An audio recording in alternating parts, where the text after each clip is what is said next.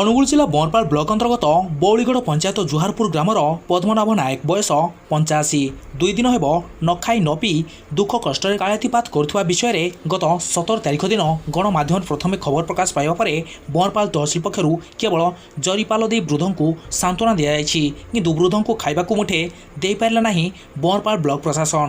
ଏହି ବିଷୟରେ ବଂରପାଳ ଗୋଷ୍ଠୀ ଉନ୍ନୟନ ଅଧିକାରିଣୀ ତହସିଲଦାର ସ୍ଥାନୀୟ ସରପଞ୍ଚଙ୍କୁ ଅବଗତ କରାଯାଇଥିଲେ ମଧ୍ୟ କେହି ଭ୍ରୂକ୍ଷେପ କରିନାହାନ୍ତି କି ବୃଦ୍ଧଙ୍କ ପ୍ରତି ଗୁରୁତ୍ୱ ଦେଇନାହାନ୍ତି। ଏମିତି ଭୋକ ଉପାସରେ ଦିନ ବିତାଉଛନ୍ତି ବୃଦ୍ଧ ପଦ୍ମନାଭ। ବୃଦ୍ଧଙ୍କ ପେଟରେ ଭୋକ ନ ବୁଝି ବ୍ଲକ ପ୍ରଶାସନ ଜରିପାଲ ଦେଇ ନିଜର କାମ ସାରି ଦେଇଛନ୍ତି। ଏହି ବିଷୟରେ ସୂଚନା ପାଇ ଅନୁଗୁଳ ସାରଥୀ ପରିବାର ବୃଦ୍ଧଙ୍କୁ ସାହାଯ୍ୟ କରିବାକୁ ଆଗେଇ ଆସିଛନ୍ତି। ବୃଦ୍ଧଙ୍କ ପାଇଁ ଘର ତିଆରି କରିବା ସହ 1 ମାସର ରାସନ ସାମଗ୍ରୀ ସହିତ ଖଟ ଓ ଲୁଗାପଟା ପ୍ରଦାନ କରିଛନ୍ତି। ଏହି ବିଷୟରେ ଡେପୁଟି କଲେକ୍ଟର ତଥା ଜିଲ୍ଲା ଜରୁରୀକାଳୀନ ଅଧିକାରୀଙ୍କ ସହ ଯୋଗାଯୋଗ କରାଯାଇଥିଲା, କିନ୍ତୁ ସେ କହିଥିଲେ କି ଏହି ବିଷୟରେ ବଂରପାଳ ଗୋଷ୍ଠୀ ଉନ୍ନୟନ ଅଧିକାରିଣୀ ଓ ତହସିଲଦାରଙ୍କୁ ନିର୍ଦ୍ଦେଶ ଦିଆଯାଇଛି ଆବଶ୍ୟକ ପଦକ୍ଷେପ ନେବା ପାଇଁ। କିନ୍ତୁ ଦୁଃଖର ବିଷୟ ଏପର୍ଯ୍ୟନ୍ତ ନା ଗୋଷ୍ଠୀ ଉନ୍ନୟନ ଅଧିକାରିଣୀ ନା ତହସିଲଦାର ବୃଦ୍ଧଙ୍କ ପାଖେ ପହଞ୍ଚି ପାରିଲେ ନାହିଁ। ବୃଦ୍ଧଙ୍କ ଦୁଃଖ ବିଷୟରେ ବଉଳିଗଡ଼ ସରପଞ୍ଚଙ୍କ ସହିତ ଫୋନ୍ ମାଧ୍ୟମରେ ଯୋଗାଯୋଗ କରାଯାଇଥିଲା। ସେ ମଧ୍ୟ କହିଥିଲେ କି ମୁଁ ପଞ୍ଚାୟତ ନିର୍ବାହୀ ଅଧିକାରୀଙ୍କୁ ଏହି ବିଷୟରେ ଜଣାଇଛି, ହେଲେ ଆମ ପ୍ରତିନିଧି ଯେତେବେଳେ ପଞ୍ଚାୟତ ନିର୍ବାହୀ ଅଧିକାରୀଙ୍କ ସହିତ ଫୋନ୍ ମାଧ୍ୟମରେ ଯୋଗାଯୋଗ କରିଥିଲେ ସେ କହିଥିଲେ କି ମୁଁ ଯାଇନି, ଜଣକୁ କହିଛି ଖାଇବା ବୁଝିବାକୁ, ମୁଁ ଏବେ ଭତ୍ତା ବଣ୍ଟନରେ ବ୍ୟସ୍ତ ଅଛି, ସନ୍ଧ୍ୟାରେ ଯିବି କି ନାହିଁ ଦେଖିବି। ଏତେ ଦୁଃଖ କଷ୍ଟରେ ଜଣେ ବୃଦ୍ଧ ଜୀବନ ଅତିବାହିତ କରୁଥିଲେ ମଧ୍ୟ ପ୍ରଶାସନର ଦୃଷ୍ଟି ନ ପଡ଼ିବା ବଡ଼ ଦୁର୍ଭାଗ୍ୟର ବିଷୟ। ବର୍ତ୍ତମାନ ସମୟରେ ବୃଦ୍ଧଙ୍କୁ ସାହା ହେବାକୁ କେହି ନାହିଁ, କେବଳ ବାର୍ଦ୍ଧକ୍ୟ ଭତ୍ତା ହିଁ ସାହା ଭରସା। ଖାଇବାକୁ ଦିମୁଠା ଦେବା ପାଇଁ ମଧ୍ୟ କେହି ନାହାନ୍ତି। କୋହଭରା କାନ୍ଦରେ ଭାଙ୍ଗି ପଡ଼ୁଛନ୍ତି ପଦ୍ମନାଭ। ମୋ ନାଁ ହେଲା ପ୍ରଶାନ୍ତ କୁମାର ନାୟକ। ଆଜ୍ଞା ମୁଁ ପ୍ରଥମେ ପ୍ରଭୁ ସାରଥୀଙ୍କୁ ଧନ୍ୟବାଦ କରିବି कि जहाँ सरकार करिपारनथिला ताकि आसिकिना प्रभु सारथी लोक मैंने ट्रस्ट द्वारा संभव हो पारे। बहुत मुझे खुशी आज्ञा आज्ञा बहुत खुशी अनुभव करुँची कि आम गाँव भी बहुत सब लोग खुशी अच्छा आज्ञा सारथी ट्रस्ट सब सहायता पाई आज्ञा मासकर खाइबा देइचंती तापर रहिबा गोटे चाल घर थिला ताकू घर करदेले, सीमेंटर घर करदेले, खट देले, सब प्रकार एमती व्यवस्था आज्ञा देइचंती प्रभु सारथी ट्रस्ट तालचेरु आसु।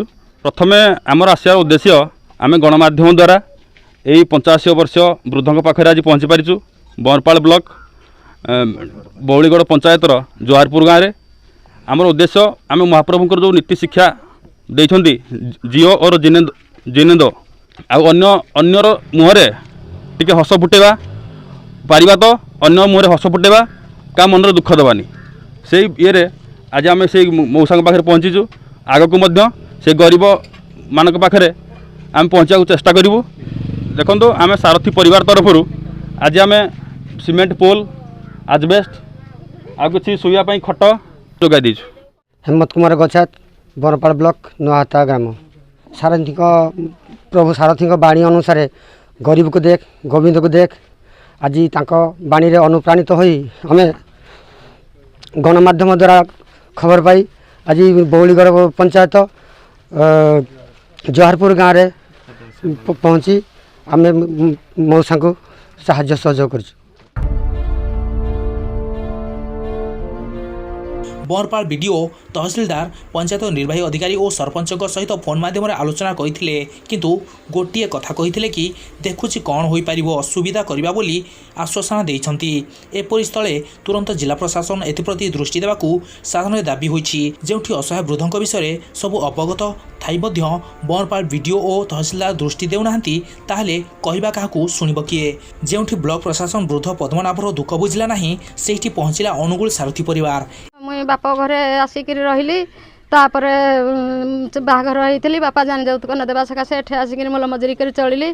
तापर झील पुओ सब बाहाघर पलाले बुढ़ाटी आसिक मो पाखे रहा आ बहु पुओ झील कहीं पचारे ताकू एटिकी मु तोराणी टिके देकरी 90 वर्ष है रखी कहीं पचारे कि उचारे मोल मजूरी कर पानी टोड़ा टे दौची ना आज्ञा पाई ना खाली मत 1.5 बकरी देती मोर चालिया घर देखुना सरकारी मोर मोर मत 35 किलो चाउल मिली बुढ़ा को भर्ता 500 टଙ୍କା मिलूँ आ घर 1.5 बकरी जे मो पुओ बहु रोस्ती मोर घर टे ना आज्ञा देख भंगा चालिया से किसी राशन करने से हाथ गुड़ चलानी बोले दे पाइलानी ଚାହୁଁଛି ଆଉ ବୃଦ୍ଧ କାଳକୁ କୁଆଡ଼େ ନେବେ ଆପଣ ଯଦି ସରକାର ତରଫରୁ କିଛି ହେଲେ ଦିନ ପାଇଁ ବୁଢ଼ା ଟିକେ ତୋରାଣି ପାଣି ଟିକେ ଦେବି ଆଉ ମୁଁ ତ ମୂଲ ମଜୁରୀ କରିପାରିବିନି ଆଉ ଯଦି ଆପଣ ନ ଚାହିଁବେ ଯାଇ ଅନୁଗୁଳରେ ବାପ ଟିକେ ବାଗିକିରି କହିବି ଏତିକି ମୋର ନିବେଦନ ଆଉ କିଛି ନାହିଁ ତାଙ୍କର 4ଟା ପୁଅ ଝିଅ ଆହୁରି ଅଛି 4 ଜଣ ପୁଅ କୋଉ ଜାଗାରେ ଅଛନ୍ତି ଗୋଟେ ପୁରୀରେ ଅଛି ଗୋଟେ ଏଇ ଘରରେ ଅଛି ଆଚ୍ଛା ଆଉ 2 ଜଣ ଝିଅ ଯେ ବାହା ହେଲେ ବାହା ହେଇଛନ୍ତି ସେ ଯୋଉ ଆଚ୍ଛା ତାଙ୍କର ଜାଗା ବାଡି କଣ ସମ୍ପତ୍ତି ଅଛି ଅଛି ବୁଢ଼ାର ବହୁତ ସମ୍ପତ୍ତି ସେ ସମ୍ପତ୍ତି ପ୍ରତି ଭାଗ ବଳି କାହା ପାଖରେ ଅଛି ଯୋଉ ସାନ ପୁଅ ପାଖରେ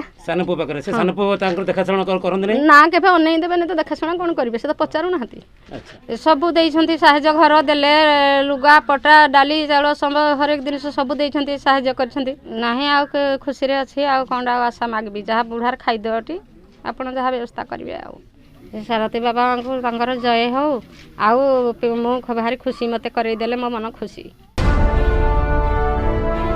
ଏହି ବିଷୟରେ ଭିଡ଼ିଓଙ୍କ ସହ ଯୋଗାଯୋଗ କରିଥିଲେ ସେ କହିଥିଲେ କି କାହିଁକି ବ୍ୟସ୍ତ ହେଉଛ ଠିକ୍ ସମୟରେ ବୃଦ୍ଧଙ୍କ ପାଖରେ ଖାଦ୍ୟ ପହଞ୍ଚିବ ହେଲେ 2 ଦିନ ହୋଇଥିଲେ ମଧ୍ୟ ଖାଦ୍ୟ ନ ପହଞ୍ଚିବା ବ୍ଲକ ପ୍ରଶାସନ କାର୍ଯ୍ୟଦକ୍ଷତା ଉପରେ ପ୍ରଶ୍ନବାଚୀ ସୃଷ୍ଟି କରୁଛି ଏବେ ଦେଖିବାକୁ ବାକି ରହିଲା ଯେ କେଉଁ ପ୍ରକାରରେ ପଦ୍ମନାଭଙ୍କୁ ସହାୟତା ମିଳୁଛି ଅନୁଗୁଳରୁ ରାଜେଶ ପାତ୍ରଙ୍କ ସହ ବରପାଳରୁ ପ୍ରିୟବ୍ରତ ସାମଲଙ୍କ ରିପୋର୍ଟ ଆୱାଜ ଭାରତ ନ୍ୟୁଜ୍।